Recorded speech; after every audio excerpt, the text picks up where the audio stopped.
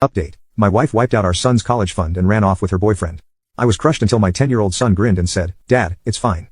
I fixed everything 2 days later. She called in a blind panic after discovering that. Part 2. It was late afternoon when my phone rang. I was standing by the kitchen sink, staring blankly out the window, still trying to piece my life back together. Jason was in the living room, playing on his tablet, completely immersed as usual. I glanced at the caller ID and froze. Laura. My first instinct was to let it ring. Why should I answer? What could she possibly say to justify what she'd done? But curiosity got the better of me, and against my better judgment, I picked up. "What do you want?" My voice was cold, sharper than I intended, but I didn't care. "Alex," she cried, her voice frail and trembling. "Oh my God, Alex, you have to help me, help me." The audacity of her request made my blood boil. "Help you?" I spat.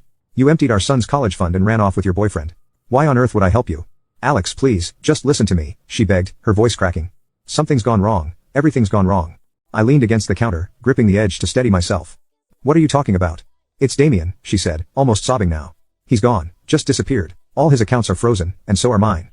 I can't access anything, Alex, nothing. And now the police are looking for me." Her words hit me like a slap, but it wasn't sympathy I felt, it was satisfaction. Cold, heartless satisfaction. I wanted to ask her how it felt to be stranded, powerless, abandoned the way she left Jason and me, but I stayed silent, letting her dig her own grave. "Alex, please," she continued, her desperation growing.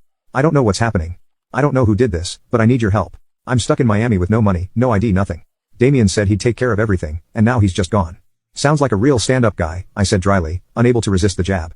She didn't even acknowledge it, too consumed by her panic. "I swear, Alex, I didn't mean for any of this to happen. You just what, Laura?" I snapped, my anger finally boiling over. "You just stole from your own son. You just walked out on your family for some guy who clearly doesn't give a damn about you. Is that what you didn't mean to happen?" There was a long pause on the other end, broken only by the sound of her shaky breathing. "I made a mistake," she whispered. "A mistake?" I barked out a bitter laugh. "You don't get to call this a mistake, Laura. You made a choice, a selfish, cruel choice. And now you're paying for it."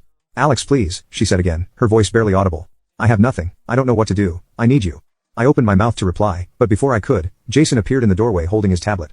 "Who's on the phone?" he asked, his tone casual as if this were any other day. I covered the receiver and whispered, "It's your mom."